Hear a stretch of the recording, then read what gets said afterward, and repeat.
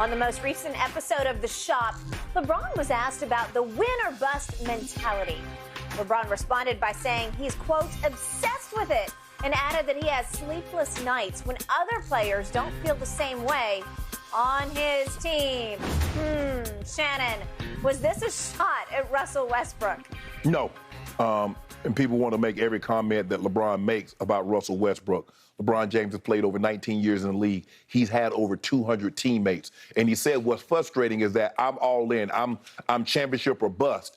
And when I don't have guys on my team that has the same type of mentality, they're not willing to put their blood, sweat, and tears. They're not willing to put it all on the line every single night, not just on the court. I'm talking about off-season. I'm talking about the way you train, the way you condition, all the things that it takes necessary in order for you to be a championship caliber team, Skip. It goes back to, if you look at the greats, you look at Tom.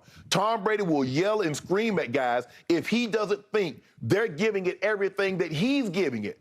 So LeBron is like, bro, I'm spending all this money on my body. And granted, everybody doesn't have it like that. But on a smaller scale, you can do what is necessary in order for you to perform at your absolute best. And sometimes, he says, it's frustrating to me that I'm giving it my all. I'm doing everything I possibly can to play at my absolute best. And when I got guys on my team, and I've been there, LeBron, I know exactly what the hell you're talking about. Because I knew on my team, there are guys that didn't do what they needed to do in the offseason. They come back into camp, they out of shape, they overweight, and they look terrible. And I'm like, well, hold up, how the hell are we supposed to win when you had all offseason and you come back like this? So I get what LeBron is saying. This was not a shot at LeBron. This was a shot at LeBron. This was not necessarily a shot at Russ. This was a shot at any teammate that did not give his absolute best, and it did not, when you knew what LeBron and the other guys were doing. I believe D. Wade was a guy that gave his best. But we're going to keep this to LeBron. It's all about winning when you're at LeBron's level. There's a reason why no one has won more playoff games, 174, 8 straight titles, 8 straight finals, 4 titles. He's just, and that's what you got to have, Skip. Everybody has got to have the same common goal. And it's got to start at the top and go all the way down. And when you have that, it greatly increases. It doesn't guarantee it. Now, I'm not going to say here, oh, you worked hard in the offseason. It guarantees it's going to play itself out into a championship. I can't guarantee you working your ass off and doing all the things necessary for you to win. But I will tell you, you got no chance without it. Okay. You could be right. You could be wrong about this one. All I can do is just read between the lines. And I don't think LeBron says anything without having figured it out before. Thought you got your fan? Yeah, it's on. I got it now. Blowing on your mic. It is. You're trying to blow away my opinions. Okay. So when I read or hear lines, and I watch this, but when I hear lines like this from LeBron, it's times when I wish I was a tennis player or a golfer, where it was literally like, look in the mirror, MF, it's you versus you. Okay, I have to believe that was between the lines aimed at Russ, because that's been his latest, sort of, so to speak, cross to bear. That's been his albatross around his neck, has been the guy he wanted a year ago that he campaigned for, he and AD both, Russell Westbrook. So we've seen LeBron do this before. He took sort of veiled shots early on at Chris Bosh, saying he needed to measure up to us. And Bosh came from, I think, what you'd call a losing culture in Toronto. He'd made 4 straight All-Star teams before he joined forces with LeBron and D. Wade in Miami. But Bosh sort of smacked this. But the all-timer was Kevin Love, who'd been in Minnesota for, I think it was 6 years, no playoffs, double-double average every year. So he was the biggest fish in a small pond. But he comes to LeBron, and it became almost like a social media battle between those two. Are you going to fit in or fit out? Remember that? Correct, yes. And it's a lot of passive-aggressive kind of shots, but you have to believe that LeBron just went off on this rant. It smacks of Russ, because he came from losing cultures. Houston had become a losing culture when he was there, and obviously Washington was just a flat-out losing culture.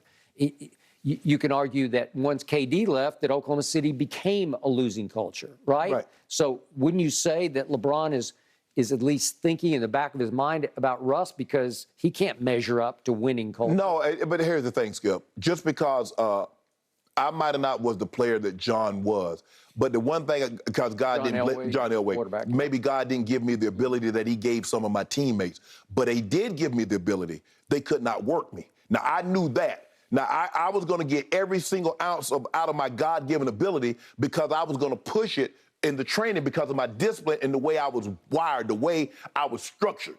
LeBron is saying, bro, all this effort that I put into it, I just want someone to meet me. I understand God has blessed me beyond being blessed with God-given ability, but it's the desire. Jordan, Skip, I don't care how talented he is, if Jordan and Kobe, them guys didn't work their ass off, they're not going to be the players that they became, even though with that God-given ability.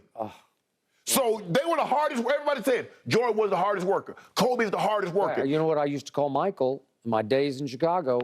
Supremely talented overachiever. Yes. If you get that combination, look out. And that's the thing, Skip. I mean, you're not supposed to be able to handle the ball like Magic and be built like Karl Malone. So now you put that into one package and you get a guy that's driven, that's obsessed. And he used the word obsessed a lot. And a lot of greats will use that word. You'll hear Kobe, you'll hear Jordan, you'll hear Tom Brady, you'll hear Gretzky, you'll hear some of the historically Pantheon greats in their given sport. Tiger, obsessed.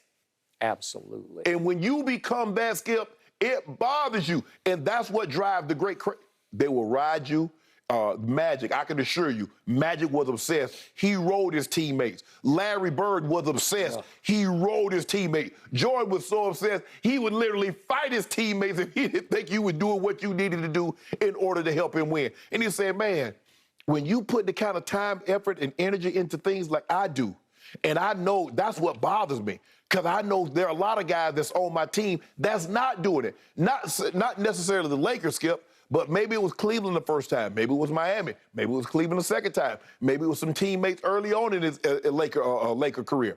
But I'm not going to take that as it was necessarily a shot at Russ. It was a shot at any player that you know who you are. You know if you put the effort in. You know if you put the work in, the time in order to make sure you were holding up your end of the bargain. I can't remember LeBron on the shop getting any more worked up about any question he'd ever been asked by one of the participants than this one. This was an all-out rant, and it went F-bomb city. He uses the F word a lot. Yeah, that's what you do at the barbershop. Is that what you do? Yeah, you look around, ain't no kids in there? Yep, you let them fly. But the kids can watch. No. Well, you kids probably shouldn't be watching this. Really? Well, I thought LeBron was a role model. I don't know. Maybe you can F-bomb and be a role model today. Maybe that's what role models are. I don't know. But remember, it was Russell Westbrook who back during the season last year said, if we win, it's fine. If we don't, life goes on. Yeah, and that's the one remark where I'm thinking. I was out. I told you. What? Skip, I told you I was done.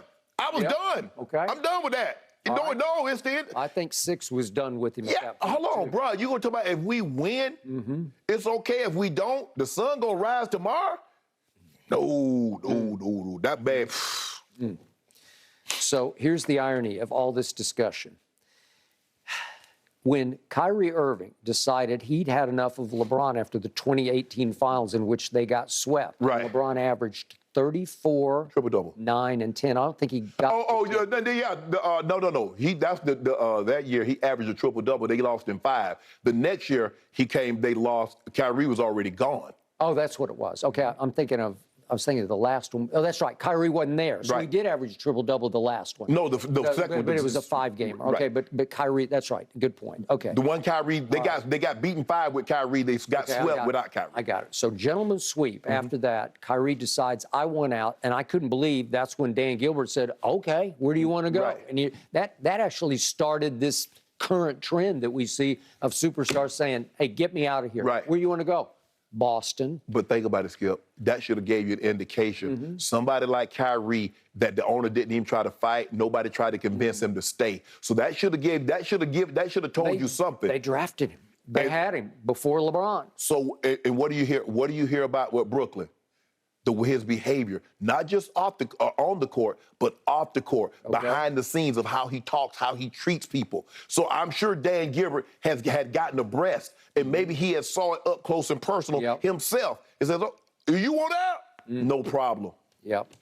Okay, so I have a source very close to Kyrie, or was at that point anyway, and that source told me that Kyrie's biggest issue with LeBron was he's more about stats than winning. I told you that, and that's a flat-out quote from this source very close to the very inner circle with Kyrie. Now, Kyrie may have seen the error of his ways since then, because he's talked openly about, I would like to mend that fence and reunite because I was very young and maybe a little dumb at that point. I didn't get it. I didn't realize the grass is not greener away from LeBron. All those good things he said, but that was his biggest beef at that point. Was he thought LeBron was more stat-driven than W-driven, right? Right. Okay, so that's the irony here, is that's what split them apart. And you do realize that if LeBron just cared about stat, do you know how many points LeBron could really score? If LeBron said, you know what, to hell with that. To hell with averaging 8 or 9 assists a game. To hell with getting 9, 10, 12 rebounds a game. I'm just going to score. Yeah, which is like in the Drew League game, and I'm not taking a shot at him on this. He had 3 assists because he didn't go out there and pass the basketball. Nobody went to that gym to watch him pass the basketball. No. So he's like, I'm going to score, and he scored 42 because he's highly capable. Okay. And that's the point. I think and like I said, Skip, that's what happens. I mean, sometimes you look at guys and they make it look so easy, and you look at the stat sheet, you're like, well, damn, he did that. But I do believe LeBron's purpose is that when you get to that level, Skip, it's all about winning. Nothing else. It's all about winning. Nobody gonna care about you average 50. Nobody cares you average 25. Did you win? Okay. And that's what he was concerned about. And that's the sad thing about when you play on a team sport, Skip. Everybody doesn't have the same vested interests as you have. So I just have to believe when he delivered this rant, this soliloquy, that in the very back of his mind, he was envisioning Russell Westbrook. Because that's what's happening right now. It's not Kevin Love. It's not Chris Bosh. It's not J.R. Smith or somebody else. It's right now, the bane of his existence right now is Russell Westbrook, because he needs to get out from under, and I think he knows it's going to be very difficult to get out from under. Russ might be doing all the things necessary. He might be in the gym as we speak. But the fact that he and LeBron and